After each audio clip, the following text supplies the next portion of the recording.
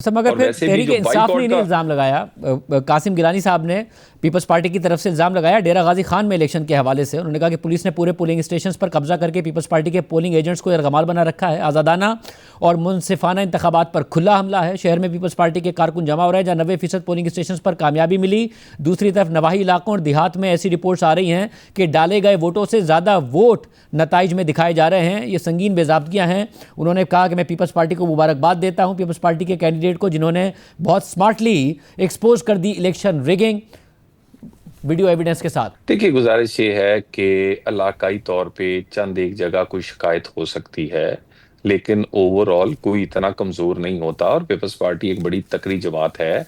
और पंजाब में अगर उन्हें एडमिनिस्ट्रेटिव साइड पे भी और तरक्याती कामों में भी उन्हें हिस्सा मिलता है, खुद एमपी एमएनएज हैं। और तो कैसे हो सकता है कि कोई इनके पोलिंग एजेंट्स को रोक दे? ये तो कमजोर से कमजोर उम्मीदवार के भी पोलिंग एजेंट्स को कोई बाहर नहीं निकाल सकता। ये 2025 है, हर एक के हाथ में मोबाइल है। हर एक इतना अवेयर है कि वो आप अब ये वो वाला नहीं है कि ये कोई 1985 या 1960 या 70 का इलेक्शन नहीं है। तो ये मेरा ख्याल है ऑन ग्राउंड चीजों को चेक करना चाहिए। तो फरवरी 2024 का इलेक्शन भी 1960-1970 वाला थोड़ी था, मगर उसमें क्या हुआ फिर सबने देखा। नहीं, देखिए गुजारिश ये है कि शिकायत हो सकती है, लेकिन आरटीएस नहीं बैठा। नून लीग को पहली दफा नहीं जीती। नून लीग ने ये जीत कई दफा अल्हम्दुलिल्लाह लोगों को जीत के दिखाया अपने काम और कारकर्दगी पे। और हम दोबारा दोबारा उभर के आए हैं, आमरीयत के खिलाफ भी और बानी पीटीआई की डिक्टेटरशिप के खिलाफ भी। नाअहल भी हुए, काल कोठरिया में भी रहे, लेकिन फिर उभर के आए हैं। और हमें हर दम हमने वोट लिया है। पंजाब से हमेशा हम नंबर वन रहे हैं, सब क्योंकि हमने काम किया है। मगर क्या ये जो पीपल्स पार्टी भी शिकायत कर रही है, तहरीक इंसाफ भी शिकायत कर रही है, अब नाउ आप पीपल्स पार्टी को माइनस करके भी आपके पास सादा अक्सरियत है दीगर इत्तेहादियों के साथ, जिसमें एमक्यूएम, इस्तेकाम पाकिस्तान पार्टी, 4 आज़ाद अरकान, Muslim League Zia, National Party, Balochistan Awami Party शामिल हैं। क्या ये टारगेट था कि ये हमें पीपल्स क्यों minus peoples party simple majority चाहिए? क्यों माइनस करेंगे जी? एक ब्रॉडर एजेंडा है। हमें मुस्तहकम हुकूमत चाहिए। एक मुस्तहकम हुकूमत जो है वही मुआशी तौर पे और दूसरे बेहतर फैसले कर सकती है गवर्नेंस के लिए। और इस पूरे सिनेरियो में 1.5 साल में बहुत सारी सीटें पीपल्स पार्टी को भी मिली हैं। बिल्कुल ऐसा कोई प्लान नहीं है, बिल्कुल ऐसा कोई एजेंडा नहीं है।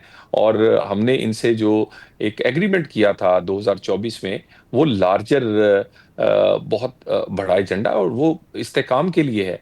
बिल्कुल ऐसी कोई बात नहीं है। और अगर कोई ये जहन में डाल रहा है तो बिल्कुल गलत है। इसी तरह हम साथ चलते रहेंगे। और अगर हमारे इत्तेहादियों के कहीं भी कोई गिला शिकवा होगा, उन्हें हम हमेशा गौर से सुनते हैं और उस मामले को देखेंगे।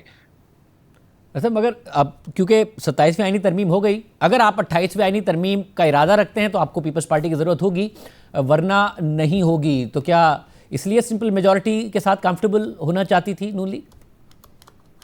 देखिए बिल्कुल ऐसी देखिए मैं आपको बताऊं, हम हमेशा कोशिश करते हैं कि सबको ऑन बोर्ड ले। पीपल्स पार्टी के साथ हमने महीने बड़ी मुश्किल टाइम पे भी उनके साथ चले हैं। और उसके बाद अब भी एक एक बहुत सारी चीजों में मुशावरत से चलते हैं। बिल्कुल हम तो इससे पीटीआई को भी ऑन बोर्ड लेते हैं। मौलाना फजलुर रहमान को भी ऑन बोर्ड लिया है। 26वीं तरमीम में सारे सारे ऑन बोर्ड थे, सबके सब की मानी गई थी। सारी मुतफिका एक वो तरमीम थी जिससे पीटीआई ने सब कुछ करवा के बैकआउट किया सिर्फ पॉलिटिकल पॉइंट स्कोरिंग के लिए। तो पीपल्स पार्टी के साथ ऐसा कोई नहीं, बिल्कुल साथ चलते रहेंगे। कोई ऐसा टारगेट नहीं है कि किसी को निकालना है, या कोई हम ये ख्वाहिश करते हैं कि हम अकेले करें। हम एक ऐसी हुकूमत करना चाहते हैं जिसमें सारे साथ चलें, जिसमें सूबों की हुकूमतें भी साथ हों, वफाक और सूबा मिलकर वो आम आदमी की जिंदगी आसान बनाने के लिए काम करें।